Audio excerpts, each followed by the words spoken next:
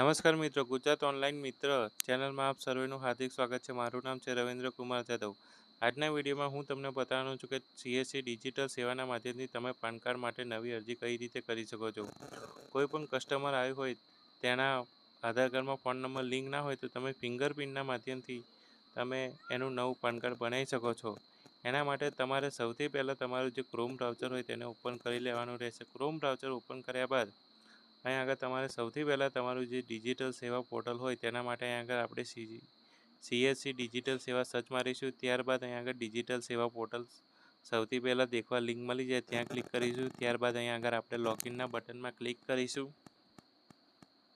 લોગિનના બટનમાં click કર્યા બાદ અહીં આગળ તમારે સીએસસી આઈડી અને પાસવર્ડ નાખવાનો છે. સીએસસી આઈડી અને પાસવર્ડ નખાઈ ગયા બાદ નીચે તમારે જે કેપ્ચા કોડ આપેલો છે, જે બોક્સમાં આપેલો છે તેવો જ બેઠો કેપ્ચા કોડ તમારે નાખવાનો છે. ત્યારબાદ અહીં આગળ તમારે નીચે સાઇન ઇનના ઓપ્શનમાં ક્લિક કરીશું. સાઇન ઇનમાં ઓપ્શનમાં ક્લિક કરશું એટલે જે આપણું સીએસસી પોર્ટલ હોય એ લોગિન થઈ જશે. લોગિન થઈ ગયા બાદ અહીં આગળ તમારા સર્ચના ઓપ્શનમાં ક્લિક કરવાનું છે. ત્યાં આગળ તમારે એનએસડીએલ સર્ચ મારવાનું છે. એનએસડીએલ જેવું જ તમે સર્ચ મારશો એટલે એનએસડીએલ પાન સર્વિસ એ નામનું એક પોર્ટલ જોવા મળશે. ત્યાં આગળ ક્લિક કરીને ત્યાં આગળ તમને એક પોર્ટલ ખુલી જશે. આ પોર્ટલની મય લોગિન વિથ ડિજિટલ સેવા કનેક્ટમાં ક્લિક કરવાનું છે. લોગિન વિથ ડિજિટલ સેવા કનેક્ટમાં ક્લિક કરશો એટલે અહીં આગળ તમારે સૌથી પહેલાં પાન કાર્ડ બનાવવાનું પેજ ખુલી જશે. તો અહીં આગળ સ્કેન બેઝ ઈ સાઇન પસંદ કરવાનું. પછી અહીં આગળ Indian citizen, individual, physical PAN card એ પસંદ કરવાનું છે. અને ત્યારબાદ અહીં આગળ તમારે નીચે જે નેમ નાખવાનો જે ઓપ્શન આવે છે ત્યાં આગળ તમારે આધાર કાર્ડ પ્રમાણે નામ એન્ટર કરવાનું છે. તો અહીં આગળ તમારે આધાર કાર્ડ પ્રમાણે જેવું આધાર કાર્ડમાં નામ હોય, જે કસ્ટમરનું આધાર કાર્ડમાં જે નામ હોય તે જ અહીં આગળ તમારે એન્ટર કરવાનું છે.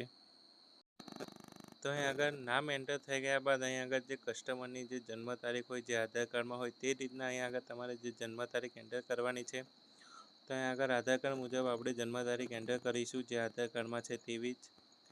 તો અહીં આગળ આપણે આ રીતના પહેલાં તમારે ડેટ, પછી મહિનો, પછી યર પસંદ કરવાનો છે. ત્યારબાદ અહીં આગળ જે કસ્ટમરનો જે ફોન નંબર હોય તે અહીં આગળ નાખવાનો છે.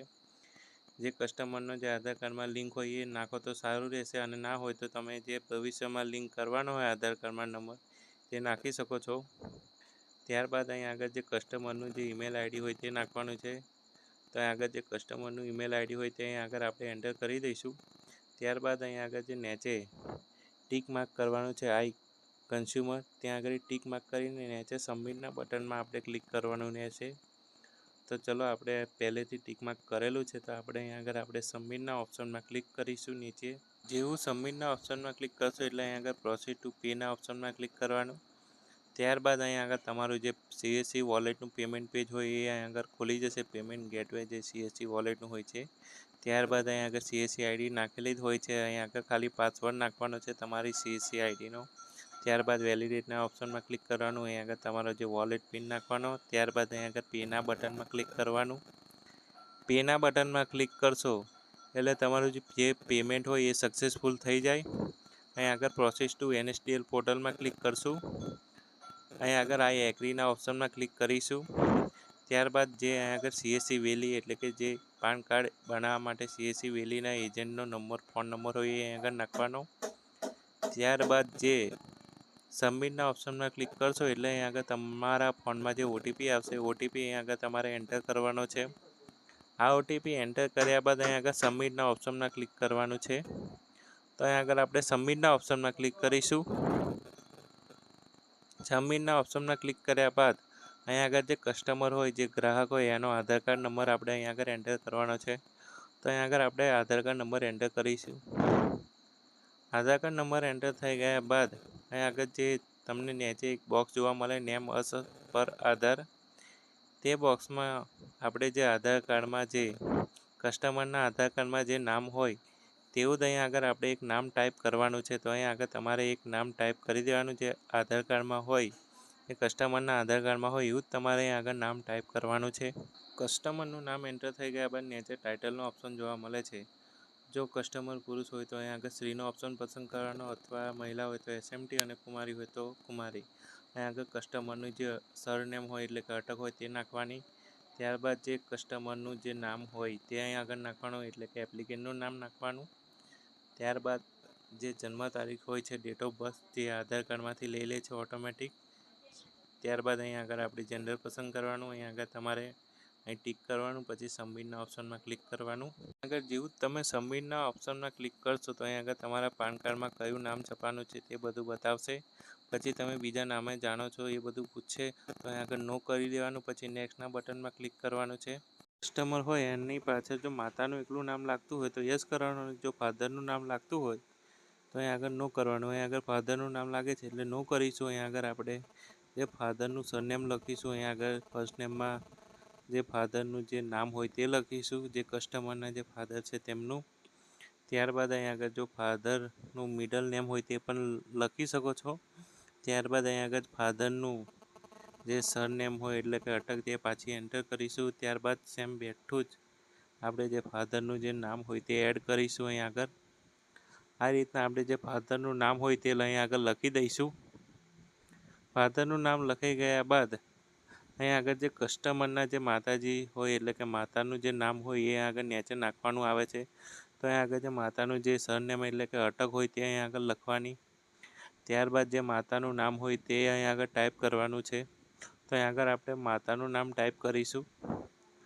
માતાનું નામ ટાઈપ થઈ ગયા બાદ નીચે પાછું જ આપણે જે ઉપર જેવું નામ ટાઈપ કર્યું એવું જ પાછું માતાનું નામ ટાઈપ કરવાનું છે.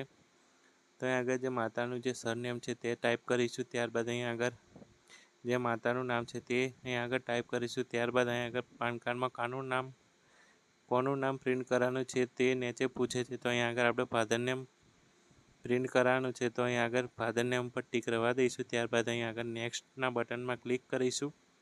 જેવું તો આપણે નેક્સ્ટના બટનમાં ક્લિક કરીશું એટલે કસ્ટમરનો હોદ્દો શું છે, કમાય છે શું, સેલેરી છે કે નો ઇન્કમ, ધંધો કરે છે એ પૂછશે. તો અહીં આગળ આપણે નો ઇન્કમ સિલેક્ટ કરીશું. કેમ કે કસ્ટમર કંઈ પણ અત્યારે કામ નથી કરતા એટલે રેસિડન્ટ આપણે પસંદ કરીશું. ત્યારબાદ અહીં આગળ જે કસ્ટમરનું એડ્રેસ હોય એ અહીં આગળ ટાઈપ કરવાનું છે. તો અહીં આગળ જે રીતના એડ્રેસ ટાઈપ કરવાનું એ કરી દેવાનું. પહેલાં આપણે ફ્લેટ નંબર, ઘર નંબર તમારે અહીં આગળ બોક્સમાં નાખી શકો છો. એની સાથે સાથે ફરિયાનું નામ પણ નાખી શકો છો. તેના બાજુવાળા બોક્સમાં તમે નેમ ઓફ વિલેજમાં તમે વિલેજ બિલ્ડિંગનું નામ પણ નાખી શકો છો. અને એન પછીના બોક્સમાં તમારે પોસ્ટ ઓફિસનું પણ નામ નાખી શકો છો. તો ચલો આપણે સૌથી પહેલાં આપણે અહીં આગળ જે ફર્યું છે તેનું નામ નાખી દઈએ. ત્યારબાદ એના બાજુવાળા બોક્સમાં આપણે આવતા રહીશું. જે એની બાજુમાં જે બોક્સ છે ત્યાં આગળ આપણે જે ગ્રામ પંચાયત હોય એનું નામ નાખવાનું રહે છે. તો અહીં આગળ તમારે ગ્રામ પંચાયતનું નામ લખવાનું છે. તો અહીં આગળ ગ્રામ પંચાયત ના લાગતી હોય તો અહીં આગળ તમે બિલ્ડિંગનું અથવા બિલ્ડિંગનું નામ પણ નાખી શકો છો, અપાર્ટમેન્ટનું પણ નામ નાખી શકો છો. એના બાજુવાળા બોક્સમાં અહીં આગળ આપણે જે પોસ્ટ ઓફિસ હોય છે જે કસ્ટમરની તે પોસ્ટ ઓફિસનું પણ નામ અહીં આગળ બાજુમાં નાખવાનું આવે છે. ત્યાં આગળ જે કસ્ટમરની પોસ્ટ ઓફિસ લાગતી હોય તે અહીં આગળ પોસ્ટ ઓફિસનું નામ ટાઈપ કરી દેવાનું. ત્યારબાદ જે નેક્સ્ટ નંબરનું જે બોક્સ છે ત્યાં આગળ જે કસ્ટમરનો તાલુકો લાગતો હોય એ તાલુકાનું નામ આપણે અહીં આગળ ટાઈપ કરવાનું છે. જે કસ્ટમરનો તહેસીલ તાલુકો લાગતો હોય પછી અહીં આગળ ટાઉન, સિટી એટલે કે ડિસ્ટ્રિક્ટ, તો અહીં આગળ આપણે જિલ્લાનું જે નામ હોય એ અહીં આગળ ટાઈપ કરવાનું છે. તો આપણે અહીં આગળ જે જિલ્લો લાગતો હોય તે અહીં આગળ આપણે ઇન્ડિયા કન્ટ્રી સિલેક્ટ કરવાની છે. તો અહીં આગળ આપણે જે ઇન્ડિયાની કન્ટ્રી જે કસ્ટમરને લાગતી હોય, જે ઇન્ડિયામાં રહેતા હોય તો ઇન્ડિયાના કસ્ટમર, તો અહીં આગળ આપણે ઇન્ડિયા પસંદ કરી લઈશું. ત્યાં આગળ ઘણી બધી કન્ટ્રીઓ જોવા મળે છે. તો અહીં આગળ આપણે ઇન્ડિયાની કન્ટ્રીનો ઓપ્શન સિલેક્ટ કરીશું. ત્યારબાદ કસ્ટમરનું કયું રાજ્ય લાગે છે તે પસંદ કરવાનું. ત્યારબાદ અહીં આગળ જે કસ્ટમરનો પિનકોડ લાગતો હોય તે ટાઈપ કરવાનો છે. ત્યારબાદ નીચે આવતું રહેવાનું અહીં આગળ ઓફિસ એડ્રેસ નાખી શકો છો. ત્યારબાદ અહીં આગળ નોના ઓપ્શનમાં ક્લિક કરવાનું છે. તો અહીં આગળ ઓફિસ એડ્રેસ નાખવું હોય તો નાખી શકો છો. નેક્સ્ટના ઓપ્શનમાં દબાવશો અહીં આગળ તમારું જે એરિયા કોડ પૂછવા માટે તો અહીં આગળ તમારે ઇન્ડિયન સિટીઝન પસંદ કરવાનું અને જે કસ્ટમરનો જે જિલ્લો લાગતો હોય એની મેઇન સિટી હોય તે સિટી અહીં આગળથી પસંદ કરી લેવાની. તો અહીં આગળ પંચમહાલ જિલ્લાની ગોધરા સિટી લાગે છે તો અહીં આગળ આપણે ગોધરા સિટી પસંદ કરી લઈશું. ત્યારબાદ અહીં આગળ વ્હાઇટ લીટીમાં આપણે ક્લિક કરશું એટલે આપણા જે ઉપર ઓટોમેટિક જે કોડ હોય એરિયા કોડ આવી જશે. ત્યારબાદ નેક્સ્ટના ઓપ્શનમાં ક્લિક કરવાનું. ત્યારબાદ આપણે બધામાં આધાર સિલેક્ટ કરી લઈશું. Proof of identity, proof of address અને પ્રૂફ ઓફ ડેટ ઓફ બર્થમાં આપણે બધામાં આધાર કાર્ડ સિલેક્ટ કરીશું. ત્યારબાદ નીચે તમારે જે તમારો ફોટો હોય એ સિલેક્ટ કરવાનો આવે છે. તો અહીં આગળ આપણો જે પાસપોર્ટ સાઇઝનો ફોટો હોય તે 50 કેબીની સાઇઝની અંદર હોવો જોઈએ. તે આપણે અહીં આગળ આપણે સિલેક્ટ કરી લઈશું, ચૂઝ કરી લઈશું. ત્યારબાદ અપલોડના બટનમાં ક્લિક કરીશું. ત્યારબાદ જે સિગ્નેચર હોય એ પણ આપણે 50 કેબીની અંદર જ રાખવાની છે. પછી અપલોડના બટનમાં ક્લિક કરી અપલોડ કરી દેવાની અને જે સપોર્ટિંગ ડોક્યુમેન્ટની સાઇઝ છે એ 300 કેબીની અંદર રાખવાની. જે આપણે બધામાં આધાર કાર્ડ પસંદ કર્યું એટલે આપણું સપોર્ટિંગ ડોક્યુમેન્ટ એક જ હશે, આધાર કાર્ડ. ત્યાં આગળ આપણે આધાર કાર્ડ સિલેક્ટ કરી અહીં આગળ અપલોડના બટનમાં ક્લિક કરીશું એટલે આપણું જે ડોક્યુમેન્ટ હોય એ અપલોડ થઈ જાય. ડોક્યુમેન્ટ અપલોડ થઈ જાય એટલે અહીં આગળ જે જગ્યાએથી અપ્લાય કરતા હોય તો અહીં આગળ આપણે ગુગંબા પસંદ કરીશું. તમારે જે પ્લેસ લાગતું હોય, જે જગ્યાએથી અપ્લાય કરતા હોય તે જગ્યાનું અહીં આગળ નામ ટાઈપ કરી સબમિટના બટનમાં ક્લિક કરવાનું છે. સબમિટના બટનમાં ક્લિક કરશો એટલે એક નેક્સ્ટ પેજ ખુલશે. ત્યાં આગળ કસ્ટમરની જે બધી ડિટેલ અહીં આગળ જોવા મળી જશે. પ્રિવ્યૂમાં તમે શું ટાઈપ કર્યું બધું જોવા મળી જશે. જો તમારે કંઈ પણ એડિટ કરવું હોય તો તમે નીચે સ્ક્રોલ કરશો એટલે એડિટનું બટન દેખવા મળશે, તો ત્યાંથી તમે એડિટ કરી શકો છો. તો ચલો આપણે સ્ક્રોલ કરીને બતાવી દઉં. તો અહીં આગળ નીચે એડિટનું બટન છે એટલે પહેલા સ્ટેપથી આપણને પ્રિવ્યૂ કરાશે કે કઈ જગ્યાએ શું નાખેલું છે. તો અહીં આગળ આપણે જે નામમાં થોડો ચેન્જ કરીશું, કેમ કે અહીં આગળ આપણે થોડું નામ આધાર કાર્ડ પ્રમાણે કરીશું, જે પાન કાર્ડ ઉપર છપાવવાનું છે એનું. તો અહીં આગળ આપણે કટ કરીને પેસ્ટ મારી દઈશું. જે સરનેમ હોય એ આગળ લઈ આવીશું. ત્યારબાદ આપણે બધી ડિટેલ ચેક કરતું જવાનું, બરોબર હોય તો નેક્સ્ટ કરતા જવાનું. તો બધી ડિટેલ તો બરોબર છે, ખાલી નામમાં એકલી ભૂલ હતી એટલે આપણે નેક્સ્ટ જવા દઈશું. તમારે તમારી રીતના ચેક કરી લેવાની ડિટેલ બરોબર છે કે કસ્ટમરની એ બધું ચેક કરી લેવાનું. ત્યારબાદ નેક્સ્ટના બટનમાં આપણે ક્લિક કરવાનું છે. તો અહીં આગળ નેક્સ્ટનું બટન આપ્યું છે, ત્યાં આગળ ક્લિક કરીને તમે બધી રીત ચેક કરતાં નેક્સ્ટ જતા રહેજો. એટલે નેક્સ્ટ જતાં તમારી બધી ડિટેલ તમને અહીં આગળ જોવા મળી જશે, શું બધું નાખતા જ્યાં છો તમે. ત્યારબાદ અહીં આગળ સબમિટના બટનમાં ક્લિક કરી દેવાનું છે. સબમિટના બટનમાં ક્લિક કરશો એટલે અહીં આગળ કન્ફર્મ મારશો એટલે તમારે કેવાયસી કરવાના 2 ઓપ્શન જોવા મળશે. એક તો તમે ઓટીપીથી કેવાયસી કરી શકો છો અને બીજું તમે કસ્ટમરના ફિંગરપ્રિન્ટની મદદથી કેવાયસી કરી શકો છો. તો અહીં આગળ બાયોમેટ્રિક બેઝ સાઇનના ઓપ્શનમાં ક્લિક કરીશું એટલે આપણે કસ્ટમરના ફિંગરપ્રિન્ટની મદદથી કેવાયસી કરીશું. તો જેવું જ આપણે ક્લિક કરીશું એટલે આપણને રીડાયરેક્ટ કરી દેશે આધાર કેવાયસીના પોર્ટલમાં. તો અહીં આગળ તમારે સૌથી પહેલાં આધાર કાર્ડ નંબર નાખવાનો છે અને જે આપણું મંત્રા ડિવાઇસ હોય, આપણું જે ફિંગરપ્રિન્ટ ડિવાઇસ તેને કનેક્ટ કરી લેવાનું છે.